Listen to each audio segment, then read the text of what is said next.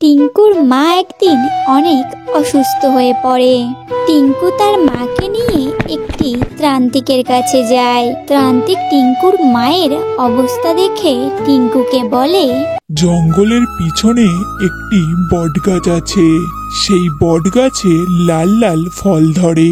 সেই ফল যদি তুমি তোমার মাকে খাইয়ে দাও তাহলে তোমার মা আবার সুস্থ হয়ে যাবে। এরপর টিঙ্কু তান্ত্রিকের কথা মতো সেই বটগাছটির কাছে গিয়ে পৌঁছায়। বটগাছে লাল লাল ফল ছিল। টিঙ্কু ফলগুলিকে নিতে যায়। টিঙ্কু যেই না ফলটি পাড়তে যাবে তখনই তার পিছন থেকে ভয়ানক কান্নার আওয়াজ আসে আর টিঙ্কুকে গাছ থেকে ফেলে দেয়।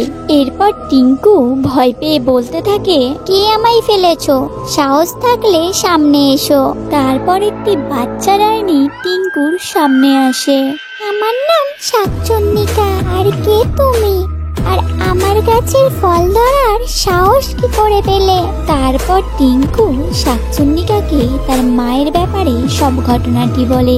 তারপরেও শাকচন্নিকা তার গাছের ফল দিতে চাইছিল না, কিন্তু টিঙ্কু তাকে অনেক রিকোয়েস্ট করে।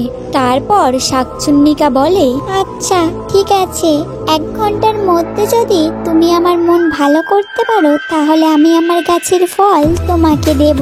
তারপর শাকচুন্নিকা ঘুমাতে চলে যায় আর টিঙ্কু তার পিছু করতে থাকে।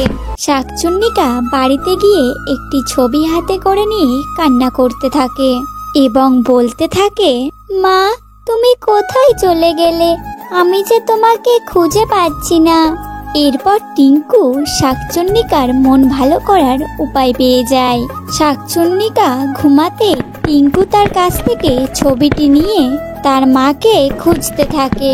টিঙ্কু তার মাকে অনেক খোঁজাখুঁজির পর অবশেষে শাকচুন্নিকার মাকে পেয়ে যায় এবং শাকচুন্নিকার কাছে নিয়ে যায়।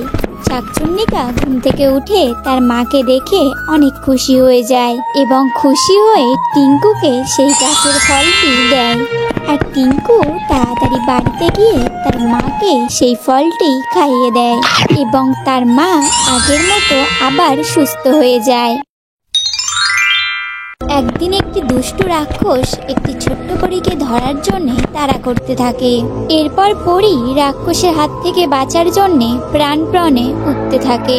তখনই পিছন থেকে সেই দুষ্টু রাক্ষস তার জাদু শক্তি দিয়ে পরীকে আক্রমণ করে আর পরী আকাশ থেকে মাটিতে পড়ে যায়। এরপর রাক্ষস জাদু দিয়ে পরীকে একটি ফুল গাছ বানিয়ে দেয় আর সে সেখান থেকে চলে যায়। এর বেশ কিছুদিন পর টুনির ছানা টিঙ্কু সেই পথ দিয়ে মাছ ধরতে যাচ্ছিল। হঠাৎ টিঙ্কু দেখে একটি ফুল গাছ কান্না করছে। এরপর টিঙ্কু সেই ফুল গাছটির কাছে যায় আর তাকে বলে তার কি হয়েছে, সে এভাবে কান্না করছে কেন। এরপর সেই ফুল গাছ টিঙ্কুকে বলে, ছোট্ট পাখি, আমাকে এক দুষ্টু রাক্ষস জাদু দিয়ে ফুল গাছ বানিয়ে দিয়েছে। তুমি আমাকে বাঁচাও ছোট্ট পাখি। কিন্তু আমি তোমাকে কিভাবে বাঁচাবো? আমি তো অনেক ছোট। ছোট্ট পাখি, তোমাকে কিছু করতে হবে না। তুমি পাশের জঙ্গলে যাও আর সেখানে গিয়ে দেখতে পাবে একটি গুহা। ওই গুহার ভিতরে আমার জিন বাবা আছে।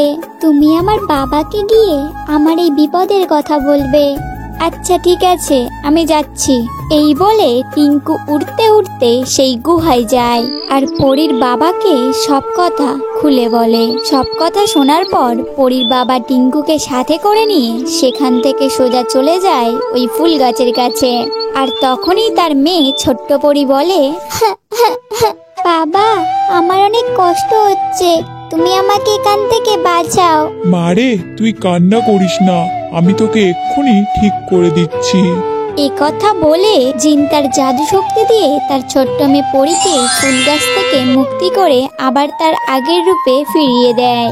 এরপর জিন টিঙ্কু ও তার মেয়েকে সাথে করে নিয়ে সেই রাক্ষসের কাছে যায় আর তাকে জাদু দিয়ে একটি বিশাল বড় মাছ বানিয়ে দেয় আর সেই মাছটি টিঙ্কুকে উপহার দেয়।